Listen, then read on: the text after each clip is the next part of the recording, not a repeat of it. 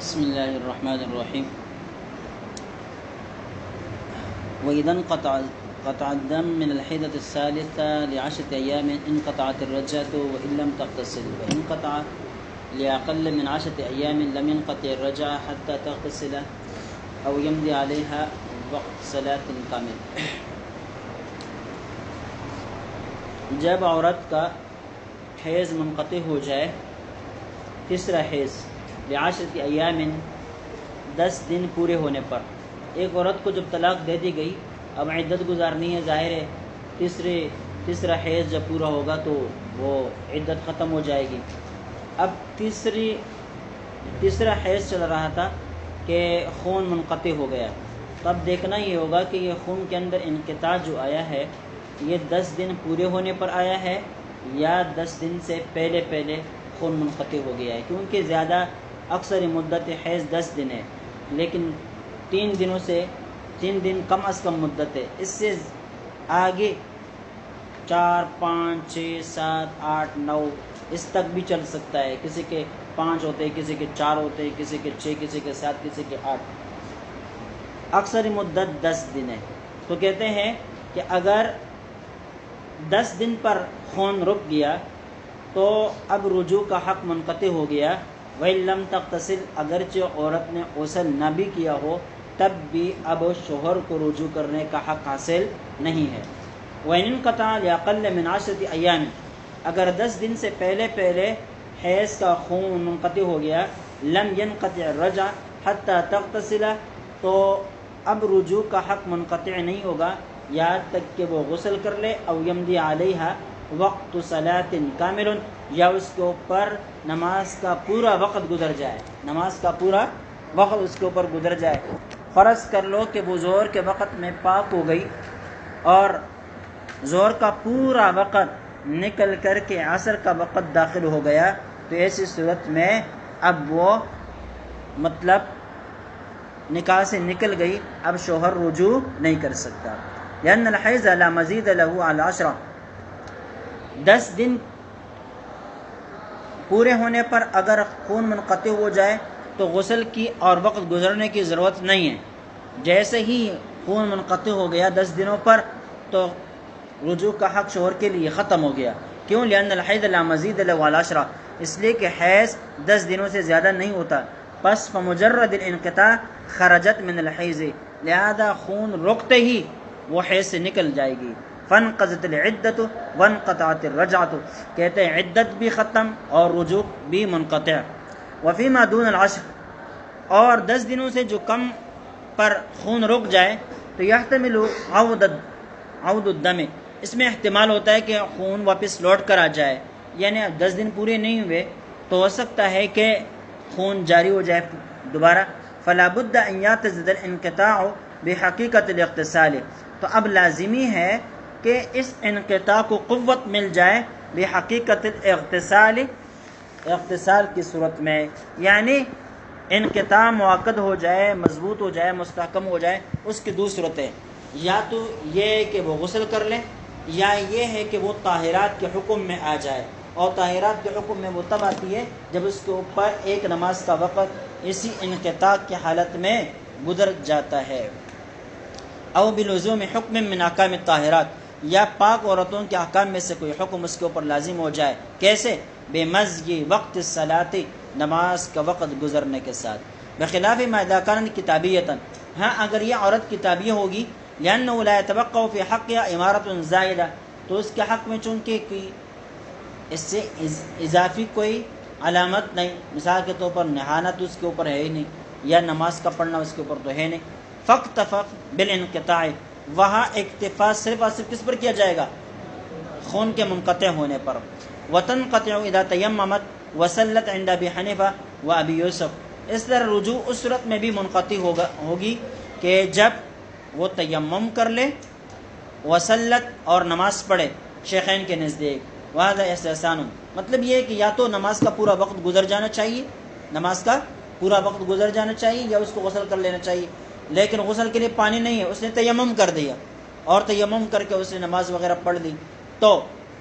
شیخین کہتے ہیں کہ اب رجوع کا حق منقطع ہو جائے گا۔ وقال محمد اذا تیممت انقطعت، جیسے ہی تیمم کر دیا اب رجوع کا حق منقطع ہو گیا۔ دونوں میں فرق یہ ہے کہ یہ حضرات کہتے ہیں کہ تیمم کے ساتھ نماز بھی پڑھے گی تو منقطع ہوگا رجوع کا حق، اور امام محمد فرماتے ہیں نہیں، جیسے ہی تیمم کر لے نماز پڑھے یا نہ پڑھے حق منقطع ہو جائے گا رجوع کا۔ وہذا قیاس، یہ قیاس کا تقاضا ہے، لأن التیمم حال عدم الماء طہارۃ المطلقہ، اس لیے کہ تیمم پانی کی غیر موجودگی میں یہ طہارت مطلقہ ہے، حتی یثبت به من الاحکام ما یثبت من بالاغتسال، یہاں تک کہ اس تیمم کے ذریعے سے وہ تمام احکام ثابت ہوتے ہیں جو احکام غسل سے ثابت ہوتے ہیں۔ تو غسل کی صورت غسل کرنے ہی کی وجہ سے کیا ہو جاتا ہے؟ حق منقطع ہو جاتا ہے، صرف غسل کرنے کی وجہ سے، نماز کوئی شرط نہیں ہے۔ تو اس طرح تیمم میں بھی نماز پڑھنا کوئی شرط نہیں ہے، سمجھ گئے؟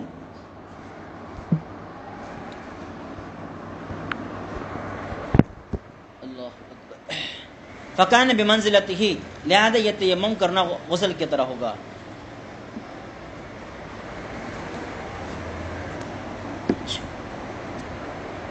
وَلَهُمَا أَنَّهُ مُلَبِّسٌ غَيْرُ مُطَهِّرٌ، شیخین کہتے ہیں کہ صرف تیمم نہیں بلکہ ساتھ ساتھ نماز بھی پڑھے، کیوں؟ اس لیے کہ تیمم در حقیقت ملوث ہے، مطہر نہیں ہے، اس کے ذریعے سے تو اور انسان جو نا وہ گندا ہو جاتا ہے، لیکن اس کو طہارت کا قائم مقام بنا دیا گیا ہے۔ فإنما اعتبر طہارت ضرورت اللہ تتضاعف الواجبات، کہتے ہیں اس کو جو طہارت مان لیا گیا ہے نا، تو اس ضرورت کی بنا پر تاکہ واجبات کے اندر دگنائی پیدا نہ ہو جائے، اضافہ نہ ہو جائے۔ مثال کے طور پر پانی ہے نہیں اور تیمم کی اجازت نہیں ہے، تو جو وقت گزرتا جائے گا ایک ایک نماز فرض ہوتی جائے گی، پھر دوسری ہوگی، پھر تیسری ہوگی، پھر چوتھی ہوگی، وغیرہ وغیرہ، اس طرح انسان کے لیے مشکلات بن جائیں گے۔ بعد میں پانی ملنے کی صورت میں وہ کتنے دنوں کی قضا پڑتا رہے گا، سمجھ گئے؟ تو اس مشکلات سے نکالنے کے لیے تیمم کو جائز قرار دے دیا گیا ہے، تیمم کو جائز قرار دے دیا گیا ہے۔ وہذہ ضرورت تتحقق حال اداء الصلاۃ، اور یہ ضرورت نماز کے ادائیگی کے وقت میں متحقق ہوتی ہے، سمجھئے؟ لا فیما قبلها من الاوقات، دیگر اوقات میں تیمم کی ضرورت ہی نہیں ہے۔ مثال کے طور پر آپ نے فجر کی نماز پڑھی ہے، ظہر کی نماز کا وقت ابھی شروع ہوا ہی نہیں ہے، تو آپ کو تیمم کی کیا ضرورت ہے، سمجھئے؟ ہو سکتا ہے کہ آپ کو ظہر تک پانی مل جائے۔ والاحکام الثابتۃ ایضا ضرورت اقتضائیہ، اور اس طرح یہ احکام جو ہے یہ بھی ضرورت اقتضائیہ کی بنا پر ثابت ہے۔ ثم قیل تنقطع بنفس الشروع عندهما، پھر ٹھیک ہے شیخین کہتے ہیں کہ نماز بھی پڑھ لے، تو نماز پڑھنے کے آغاز سے رجوع کا حق منقطع ہوگا، یا نماز مکمل کر لینے کے بعد تک، نماز مکمل کر لے اس وقت پھر کیا ہوگا؟ حق منقطع ہوگا۔ مثال کے طور پر عورت نے فوراً تیمم کر کے نماز کے لیے کھڑی ہو گئی، شوہر کو پتہ چل گیا کہ بھائی کیا ہے، پاک ہو گئی ہے، لہذا فوراً رجوع کر لیا نماز ختم کرنے سے پہلے، تو یہ رجوع متحقق ہوگا یا نہیں ہوگا، سمجھ گئے؟ اس میں دو قول ہیں۔ بعض حضرات کہتے ہیں کہ نماز شروع کرتے ہی تکبیر تحریمہ کہہ دیا تو اب شوہر کے لیے حق کی رجوع ختم ہو گیا۔ وقیل بعد الفراغ، اور بعض حضرات کہتے ہیں جب تک فارغ نہ ہو جائے تب تک شوہر کو رجوع کا حق حاصل ہے۔ یہ تقرر حکم جواز الصلاۃ، تاکہ جواز الصلاۃ کا حکم پورا ثابت ہو جائے، اور وہ اس صورت میں ہے کہ نماز اختتام تک پہنچائے۔ وَإِذَا اغْتَسَلَتْ وَنَسِيَتْ،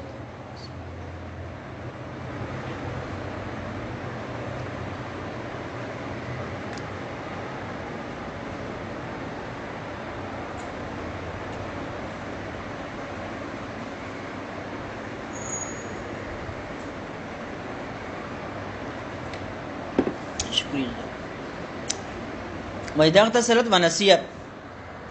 عورت نے کیا کر دیا؟ غسل تو کر دیا لیکن کوئی حصہ دھونے سے رہ گیا، وہ بھول گئی کسی جگہ کو، من بدنہا لم یصبہ الماء، جس کو پانی نہیں پہنچا ہے، فإن كان عضوا فما فوقہ، تو اب دیکھنا یہ ہوگا کہ یہ جو جگہ خشک رہ گئی ہے جس کو پانی نہیں پہنچا ہے وہ پورا عضو ہے یا عضو سے زیادہ ہے۔ اگر پورا عضو ہے یا عضو سے زیادہ ہے، لم تنقطع الرجعۃ، تو شوہر کا حق کی رجوع منقطع نہیں ہوگا بلکہ شوہر اب بھی رجوع کر سکتا ہے۔ وإن كان اقل من عضو، اگر عضو سے کم ہو انقطعت تو اب حق کی رجوع منقطع ہے۔ قال وهذا استحسان، یہ استحسانی مسئلہ ہے۔ والقیاس فی العضو الکامل الا تبقى الرجعۃ، کہتے ہیں قیاس عضو کامل کے اندر یہ ہے کہ رجوع باقی نہیں ہونا چاہیے، لانها غسلت الاکثر، اس لیے کہ اس نے کیا کر دیا، اکثر غسل کر لیا ہے، اور حکم جو ہے نا اکثر کا ہوتا ہے، یعنی وللاکثر حکم الکل، کہ جب اکثر بدن اس نے دھو لیا ہے تو اس سمجھو کہ گویا کہ پورا بدن دھو لیا ہے، لہذا رجوع کا حق منقطع ہو جانا چاہیے، شوہر کو رجوع کا حق حاصل نہیں ہونا چاہیے۔ والقیاس فیما دون العضو ان تبقى، قیاس کا تقاضا یہ ہے کہ عضو سے کم میں بھی باقی رہنا چاہیے، کیوں؟ لأن حکم الجنابۃ والحیض لا يتجزأ، اس لیے کہ جنابت اور حیض کا جو حکم ہے یہ متجزی نہیں ہوتا۔ قیاس کا تقاضا یہ کہ اگر ایک عضو سے کم جگہ بھی باقی رہ جائے تب بھی کیا ہونا چاہیے، حق منقطع نہیں ہونا چاہیے، پھر بھی رجوع کا حق شوہر کو حاصل ہونا چاہیے، کیوں؟ اس لیے کہ جنابت میں اور حیض میں تجزی نہیں ہوتی کہ یہ جگہ ناپاک یہ پاک، یہ جگہ ناپاک یہ پاک، بلکہ ایک تھوڑی سی جگہ بھی ناپاک ہو گئی گویا کہ پورا بدن ناپاک ہے۔ وجہ الاستحسان، استحسان کی وجہ وہ الفرق، وہ دونوں میں فرق ہے کہ اگر ایک عضو کے بقدر جگہ باقی رہ گئی ہے تو رجوع کا حق باقی ہے، لیکن اگر اس سے کم رہ گئی ہے تو پھر رجوع کا حق باقی نہیں ہے۔ فرق کیا ہے؟ انما دون العضو يتسارع الیہ الجفاف لقلتہ، کہ بھائی عضو سے کم جو جگہ ہوتی ہے اس کی طرف خشک ہونا جلدی چلا جاتا ہے۔ کیا مطلب ہے؟ ہو سکتا ہے کہ یہ جگہ اس نے دھولی ہو لیکن جلدی خشک ہو گئی ہو، جلدی کیا ہو گئی ہو، خشک ہو گئی ہو۔ فلا یتیقن بعدم وصول الماء الیہ، وہاں پر یہ یقین نہیں ہے کہ واقعتاً یہاں پانی نہیں پہنچا ہوگا۔ عضو سے کم جگہ اگر خشک رہ جائے نا تو اس کے اندر یہ احتمال ہے کہ ہو سکتا ہے کہ یہاں پانی پہنچا ہو لیکن جلدی خشک ہو گیا ہو، کیونکہ تھوڑی سی جگہ تو ہے۔ بعض جگہ بدن، انسانی بدن کی یہ جو جگہ ہے یہ بہت جلدی خشک ہو جاتے ہیں، آپ کبھی دیکھ کر لیں کہ یہ جگہ بہت جلدی خشک ہو جاتے ہیں، سمجھ گئے؟ تو اب ہو سکتا ہے کہ یہ اس کو پانی لگا ہو لیکن اب یہ جو اس کو کیا خشک نظر آ رہا ہے، تو شاید اس وجہ سے خشک نظر آ رہا ہے کہ وہ خشک ہو گیا ہے، پانی پہنچنے کے بعد جلدی خشک ہو گیا ہے۔ اچھا، فقلنا انه تنقطع الرجعہ، تو ہم نے کہا کہ یہ رجوع کو منقطع کر دے گا۔ ولا تحل لها التزوج، اب اس شوہر کے ساتھ اس کے نکاح کرنا درست نہ ہوگا۔ آخذا بالاحتیاط فیہما، کہتے ہیں احتیاط کا پہلو اس میں لیتے ہوئے، بخلاف العضو الکامل، بخلاف پورے عضو کے کہ پورا ہاتھ خشک رہ جائے،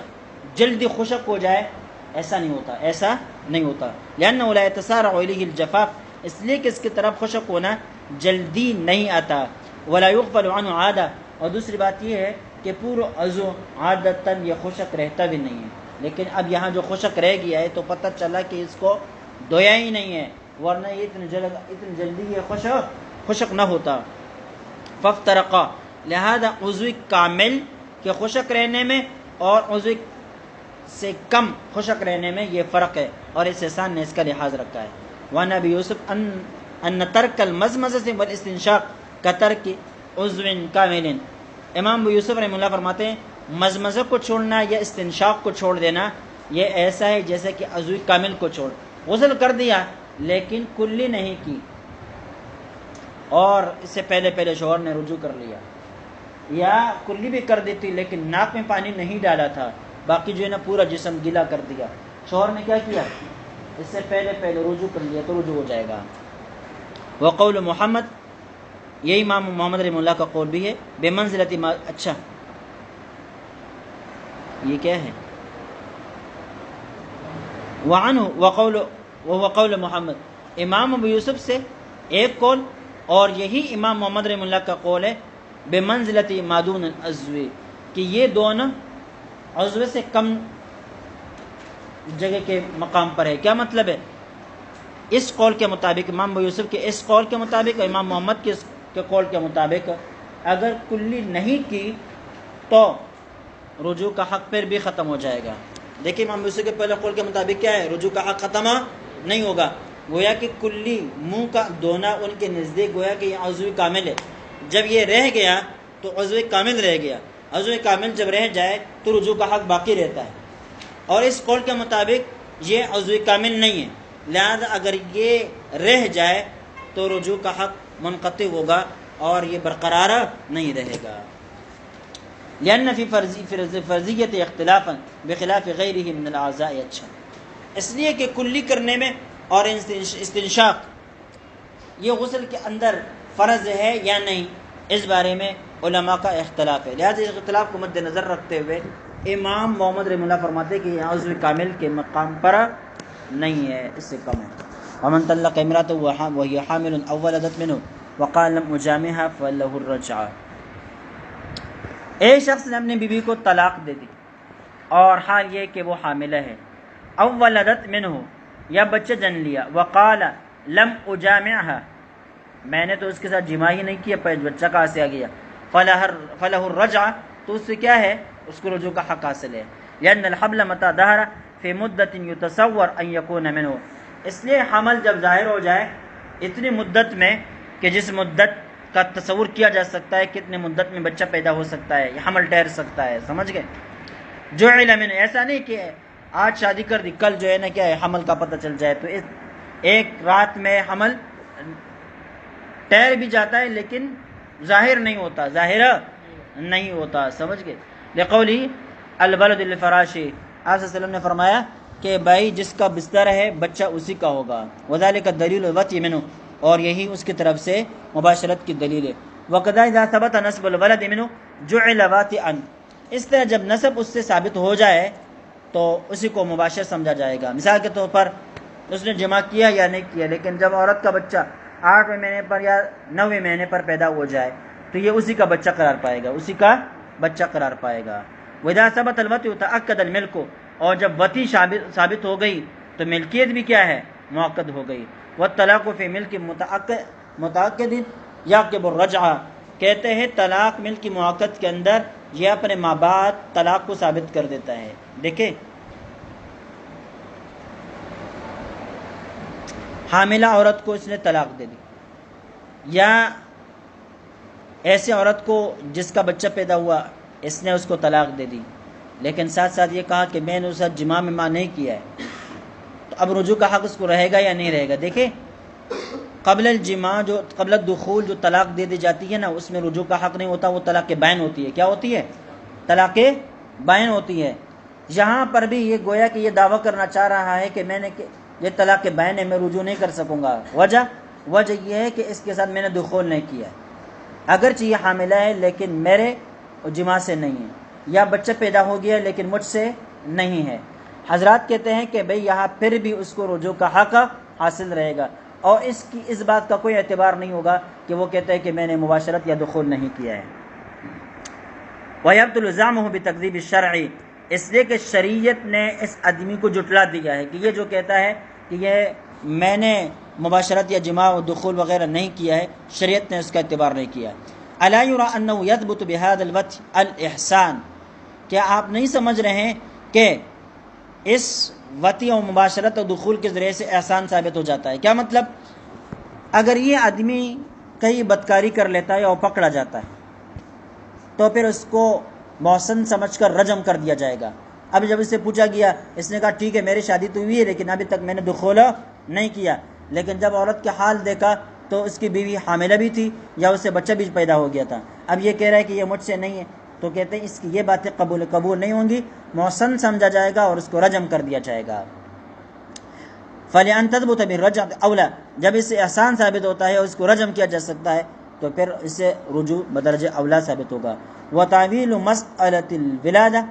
ولادت کے مسئلے کی تعویل یہ ہے ان تلد قبل الطلاق، طلاق سے پہلے بچہ پیدا ہو جائے گا، انہا لو ولدت بعدہ تنقضی العدت بالولادہ، اگر بچہ پیدا ہو جانے کے بعد طلاق کیا ہے پہلے طلاق دے دی جائے اور بعد میں بچہ پیدا ہو جائے تو بچہ پیدا ہوتے ہی پھر تو طلاق رجعی بھی طلاق بائن میں بدل جاتی ہے، رجوع کا حق ختم ہو جاتا ہے کیونکہ عدت ختم ہو گئی ہے۔ فلا تتصور الرجع، لہذا ایسی صورت میں پھر رجوع متحقق نہیں ہوگا۔ وإن خلا بها وأغلق بابا وأرخى سترا وقال لم أجامعها ثم طلقها لم يملك الرجعة۔ ایک شخص نے عورت کے ساتھ خلوت صحیحہ کر دی، واغلق بابا دروازے بھی بند کر دیے، وارخا سترن اور اگر پردے مردے گھر میں تھے تو وہ بھی گرا دیے، وقال لم اجامعها اور باہر نکلنے پر کہا کہ میں نے تو کوئی دخول نہیں کیا، ثم طلقها اب طلاق دے دی، لم يملك الرجع تو یہ رجوع نہیں کر سکے گا، لأنه تأکد الملک بالوطء، اس لیے کہ ملک کے اندر جو مضبوطی و تعاقد ہوتا ہے وہ وطء کے ذریعے سے ہوتا ہے، وقت اقر بعدمه اور اس نے خود اقرار کر دیا کہ میں نے دخول نہیں کیا ہے، فیصدق فی حقه فی حق نفسه، لہذا اس شخص کے حق میں اس کی اس بات کا اعتبار کیا جائے گا، والرجعۃ حقه جبکہ رجوع کرنا شوہر کا حق ہے، جب وہ خود کہتا ہے میں نے دخول نہیں کیا گویا کہ وہ اپنے حق کے رجوع کو ختم کرنا چاہتا ہے، تو ٹھیک ہے بھائی تم جب راضی ہو ختم ہے، لیکن ولم یسر مکذبا شرعا، البتہ شرعی اعتبار سے یہ مکذب جھوٹا قرار نہیں دیا گیا ہے، بخلاف المہر، مہر کے برخلاف تو مہر پورا لازم ہوگا، کیوں؟ لأن تأکد المہر المسمى یبتنی علی تسلیم المبدل، اس لیے کہ بتایا و مقرر کیا وہ مہر مؤکد ہوتا ہے، یبتنی علی تسلیم المبدل، اس کے اندر تأکد کی بنا مبدل کی سپردگی کے اوپر ہے، یعنی جب عورت نے مکمل طور پر اپنے آپ کو شوہر کے سپرد کر دیا، اب شوہر دخول کرتا ہے یا نہیں کرتا وہ اس کی مرضی ہے، لہذا اب اس سے پورا مہر وصول کر لیا جائے گا، لا علی القبض، قبض کے اوپر اس کا دار و مدار نہیں ہے، سپردگی کے اوپر ہے، بخلاف الفصل اول، فصل اول کے برخلاف، یعنی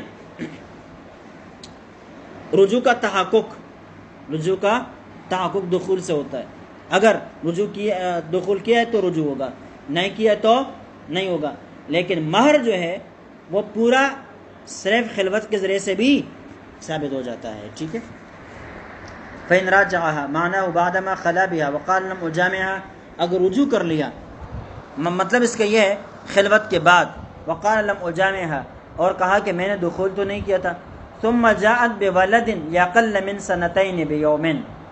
پھر عورت کے یہاں بچہ پیدا ہو گیا 2 سال پورے ہونے سے ایک دن پہلے، 2 سال پورے ہونے سے ایک دن پہلے، سمجھ لو کہ عاشورہ کو بیوی کو طلاق دے دی تھی، پھر کیا کیا؟ رجوع کر لی، خلوت کر دی، سمجھ گئے، پھر طلاق دے دی، پھر رجوع کر لیا، پھر آئندہ 1 سال گزر چکا، پھر 9 کے محرم کے 9 تاریخ کو بچہ پیدا ہو گیا، 2 سال بعد، یعنی 2 سال میں ایک دن باقی ہے، کل عاشوری کا دن ہے، اور کیا ہے 2 سال پہلے عاشورے کے دن اس نے اطلاع طلاق دے دی تھی وغیرہ وغیرہ، تو اب ایک دن کم 2 سال پورے ہونے پر عورت کے ہاں بچہ پیدا ہو گیا،